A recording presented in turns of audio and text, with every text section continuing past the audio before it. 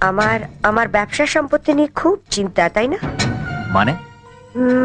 মানে তুমি আমার একমাত্র মেয়েকে বিয়ে করবে আর আমার প্রপার্টি, সম্পত্তি, বিজনেস এসব নিয়ে ভাবোনি? না, ভাবিনি। আপনার যা আছে সেটা আপনার কাছেই থাক।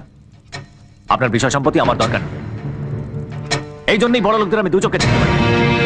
প্লিজ একটু আসতে বলুন, ওনার হার্টের কন্ডিশন। আরে ঠিক আছে ডক্টর ঘোষ, আমার কোনো অসুবিধা হচ্ছে না। কি বলছিলে? কি আবার বলবো? হতে পারেন আপনি বিরাট বড় লোক, কিন্তু আমাকে ওইভাবে বলাটা আপনার উচিত হয়নি। আমি গরিব, গরিবই থাকতে চাই। পরের ধনে পোদ্দারি আমার পোষায় না। তুমি নিজেকে গরিব বলছো কেন? মাসে না তুমি 2 লাখ টাকা রোজগার করো? কার 2 লাখ টাকা? 2 লাখ হলেই বাকি।